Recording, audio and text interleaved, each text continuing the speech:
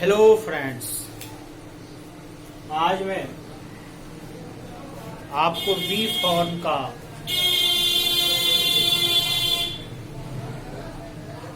शेष भाग पढ़ाने जा रहा हूँ।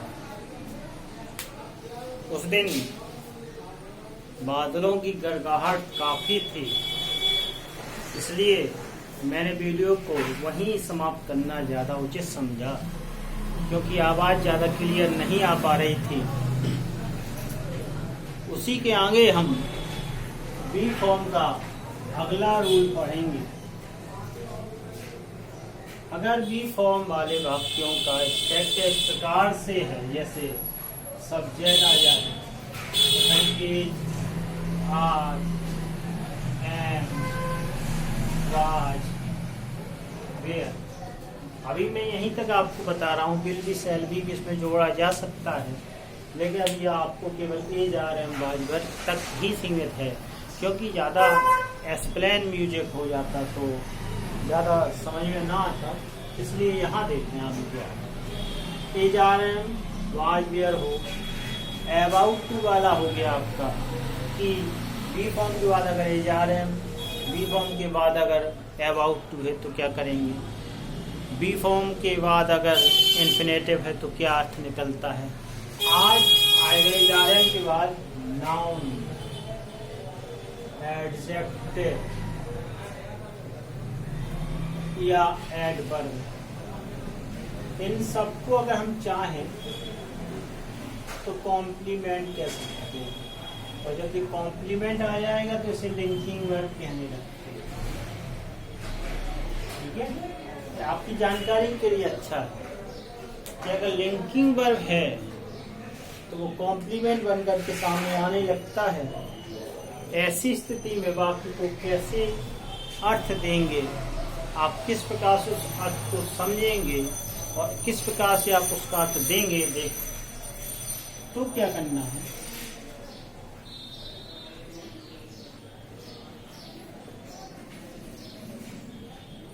जैसे उसने कहा कि राम एक अध्यापक है, एम है, नाउन है, अध्यापक क्या है, नाउन है। Ram is a teacher. अगर उसी तरह से कह दिया लड़का मेहनती है, मेहनती है, तो एडजेक्टिव हुआ the boy is laborious, LABOURI, labour, मेहनती। अगर उसने कह दिया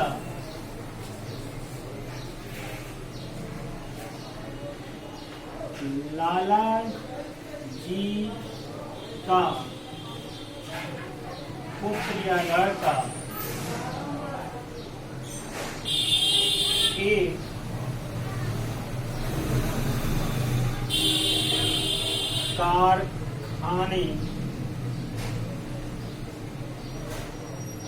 कारखाने में प्रबंधक था। वाक्य धीरे धीरे बड़े भी होते जाएंगे, शुरू में छोटे दिए हैं, बड़े होते जाएंगे। अब द सन ऑफ लालाजी था, यानी कि वाज मैनेजर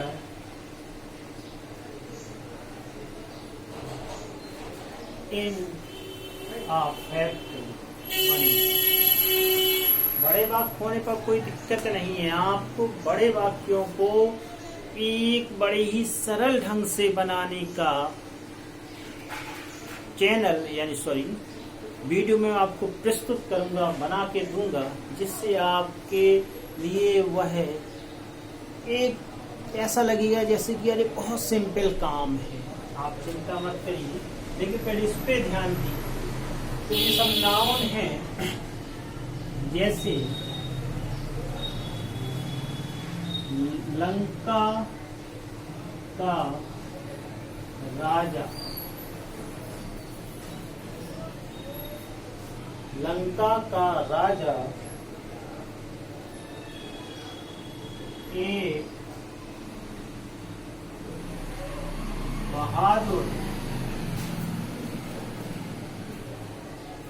योद्धा था। लंका का राजा, the king of Lanka was a brave माने बहादुर होता है, वॉरियर माने होता है योद्धा। ठीक है, आया ना समझ में कि HRM के साथ नाउन एडजेक्टिव कॉम्प्लीमेंट भी आ सकता है। अब आगे देखिए, अगले रूल की ओर बढ़ते हैं। अगला रूल कहता है कि अगर एट दिया गया हो और यहाँ बी फॉर्म, बी फॉर्म में बता चुका हूँ, आर एम वाज, तो आप देखना कि यहाँ टाइम हो सकता है, ठीक है? और फिर ऑब्जेक्ट अदरवर्ड जो भी आए वो आ सकता है। जैसे दुकान बंद करने का समय है, दुकान बंद करने का समय है, तो इट इज टाइम हो गया, एज भी आ गया। देखो, टू क्लोज द शॉप। अगर ऐसे नहीं देना तो दूसरा देखिए, मित्रों को आमंत्रित करने का वक्त है। तो देखिए, आमंत्रित करने का यानी कि it is time to invite the friends. आगे एक और देख सकते हैं, यह भी लिख के आया तो वैसे ही बनना है जैसे उसने कह दिया। यह है खाना खाने का समय था, ठीक है? तो भी हम इसी प्रकार से बनाएंगे, it was time to eat food. ठीक, तो इट के साथ भी आप बी फॉर्म का प्रयोग करते हैं। मोस्टली आप देखना भी कि अगर इट लगा है तो बी फॉर्म आना ही है। एक इसी प्रकार से और देखिए, इट के साथ तो बी फॉर्म आ ही रहा था, अगर देयर का प्रयोग है तो भी आप देखना बी फॉर्म आएगा। और फिर उसके बाद नाउन या नाउन फ्रेज आ सकता है और फिर अदर वर्ड आ जाएंगे। जैसे एक चोर, सिंपल सा बात देखिए, देयर वाज अ थीफ। आपको पता है कि देयर का प्रयोग ऐसे स्थानों पे किया जाता है जहाँ की कर्ता का अभाव होता है। हमें कर्ता क्लियर न समझ में आ रहा हो ऐसे स्थान। और अगर हम इसको बनाएंगे तो तरकीब वाज आ जाएगा, जो कि इनकम्प्लीट सेंस को प्रस्तुत करेगा। ये सपोर्टिंग के रूप में देयर का प्रयोग करते हैं। यहाँ देयर का कोई अर्थ नहीं होता है। ऐसा नहीं है कि देयर के साथ यही फॉर्म अकेली आती है। जैसे उसने कहा कि मैं वो एक गांव में एक किसान रहता था, तो ऐसे बात देयर से बन जाते हैं। There lived a farmer in a village, ऐसे ही बन जाते थे। एक राजा रहता था, एक खेत में राजा रहता था, हैं? तो a king lived in a field लगा सकते हैं, देयर से भी बना सकते हैं। हम केवल भी यहाँ चर्चा कर रहे हैं देयर का वहाँ ऐसे यूज में जहाँ एजारेम का भी प्रयोग होता है, बी फॉर्म का भी प्रयोग होता है। जैसे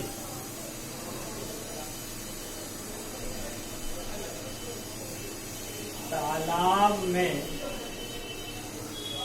मछलियां थी, तो देयर वर फिश,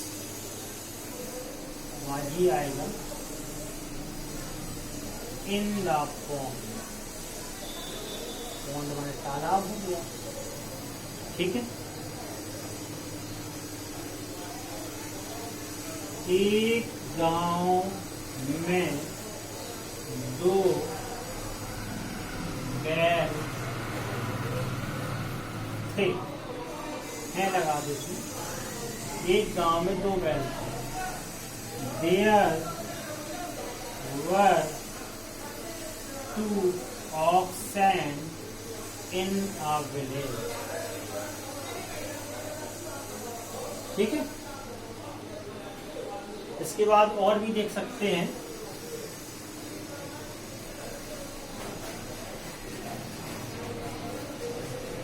कारखाने में 400 कर्मचारी हैं, ठीक। तो ये भी दिया से बनेगा there are 400 workers in factory, ठीक।